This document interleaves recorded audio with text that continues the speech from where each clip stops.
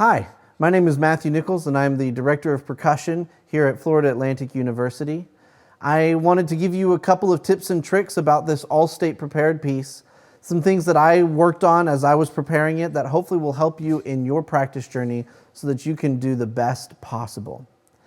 The first thing is, there's a lot of strange note combinations that we're not really used to as marimbas.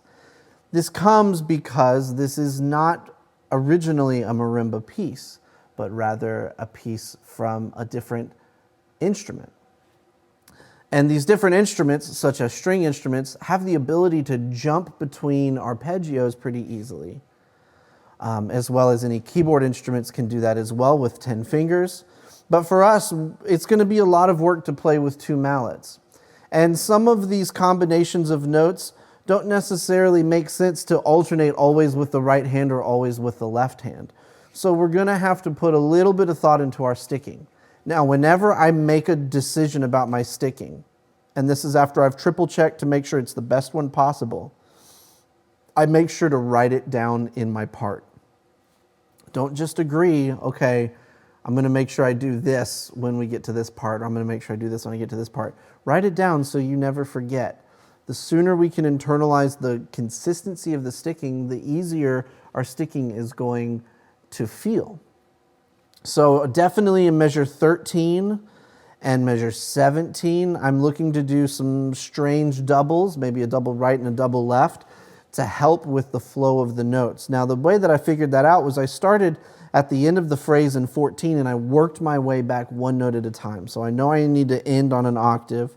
Before that, it's the 2 notes before are C, A, and then B flat. So it's going to be left, right, and then both, which means before that I can go left, right, left, right.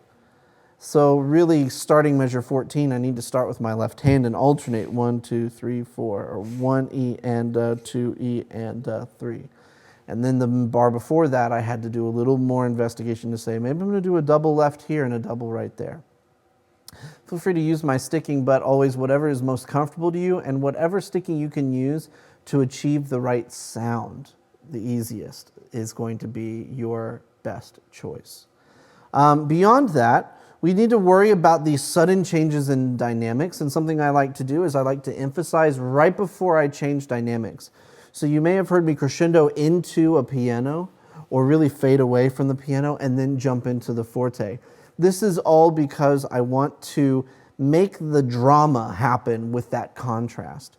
So the drama that I'm creating comes almost purely from making sure that my dynamic is as true as possible, and then it drops to the next truest dynamic. So don't allow your forte to decrescendo into a piano, and don't let your piano crescendo into a forte. Try to maintain it as long as you can, and then make that jump.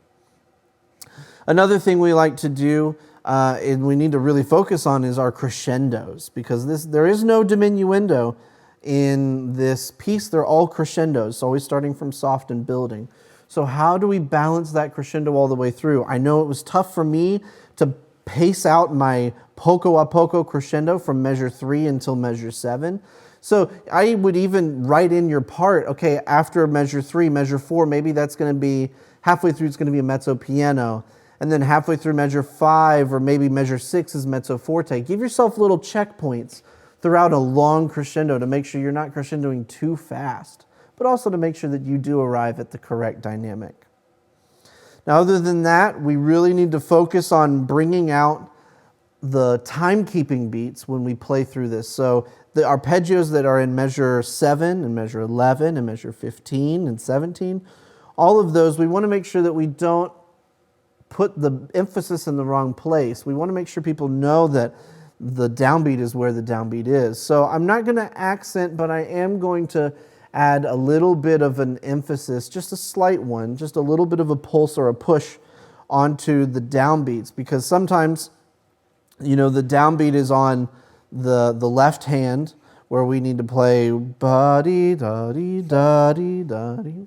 And then later on at measure 15, it swaps, so the downbeat's on the highest note. Da-doo-dee-doo, da-doo-dee-doo. So making sure that we don't lose where the consistency of the pulse is for the listener is really important.